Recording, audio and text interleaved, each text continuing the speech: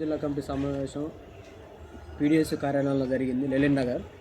ప్రధానంగా తెలంగాణ రాష్ట్ర వ్యాప్తంగా పెండింగ్లో ఉన్న ఫీజు రియంబర్స్మెంట్ స్కాలర్షిప్లు ఏవైతే ఉన్నాయో 10,300 కోట్లు పెండింగ్లో ఉన్నాయి.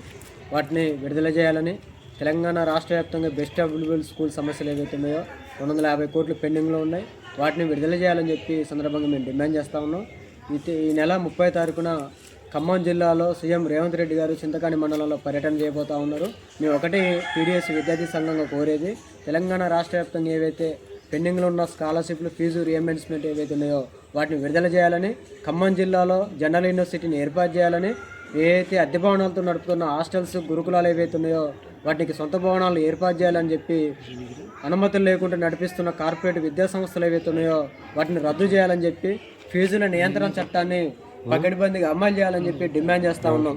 ఈ సమస్యలను ఖమ్మం జిల్లాలో ఉన్న విద్యారంగ సమస్యలను పరిష్కరించిన తర్వాతనే ఖమ్మం జిల్లాలను పర్యటన చేయాలని చెప్పి సందర్భంగా ఇక్కడ ఉన్న జిల్లా యంత్రాంగానికి కావచ్చు, లేకపోతే సీఎం రేవంత్ రెడ్డి గారికి మేము తెలియజేస్తూ ఉన్నాం. తెలంగాణ రాష్ట్ర వ్యాప్తంగా ఏదైతే విద్యారంగ సమస్యలు ఉన్నాయో ఆ సమస్యలను పరిష్కరించాలి. మీరు బహిరంగ సభలకి కోట్లు లేకపోతే పెట్టుకుంటారు తప్ప ఇతర వచ్చే ఫండింగు మీ విద్యారంగానికి మీరు వేయకుండా ఈరోజు ఇక్కడ మధిర నియోజకవర్గంలో చింతకాని మండలంలో బహిరంగ సభకి మీరు ఎన్ని కోట్లు పెడతారు, విద్యారంగానికి మీరు ఎందుకు అభివృద్ధి చేయట్లేదని చెప్పి ఈ సందర్భంగా ఈ జిల్లాలో ఉన్న 3 మంత్రులు మేము అడుగుతా ఉన్నాం. ఈ జిల్లాలో బట్టి విక్రమార్క గారు ఆర్థిక శాఖ మంత్రిగా కొనసాగుతూ ఉన్నారు. కానీ విద్యారంగ అభివృద్ధికి డబ్బులు వేయకుండా ఈరోజు పక్కదారి పట్టించిన పరిస్థితి ఈ జిల్లాలో కనపడుతోంది.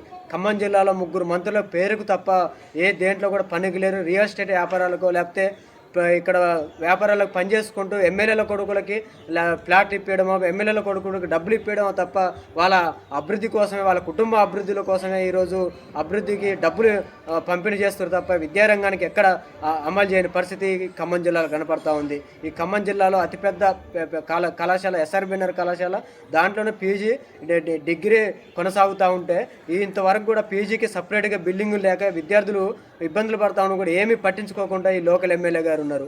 పక్కనున్న పీజీ కళాశాల అదే పరిస్థితి.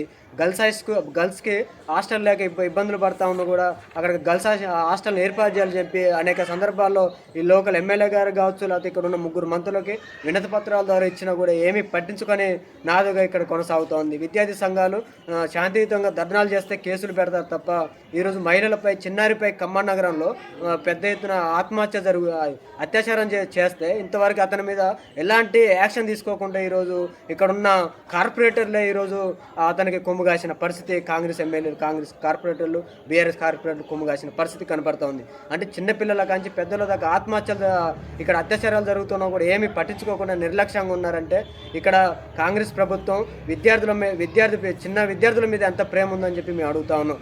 అమ్మాయి 13 ఏళ్ళు చిన్న క్లాస్ చదువుకుంటూ ఉంటే స్కూల్కి పోయి చింటికాడు ఉంటే గౌస్ అనే అతను బీఆర్ఎస్ పార్టీకి సంబంధించిన ఆయన ఇప్పుడు కాంగ్రెస్కి వెళ్ళిండు. అతను అత్యాచారం చేసి ఆ అమ్మాయి ఇప్పుడు నిమ్స్ హాస్పిటల్లో చికిత్స పొందుతున్న సాబతుకులో ఉంది. అంటే ఇలాంటి అత్యాచారాలు జరుగుతున్నా మీరు ఎందుకు యాక్షన్ తీసుకోవట్లేదు?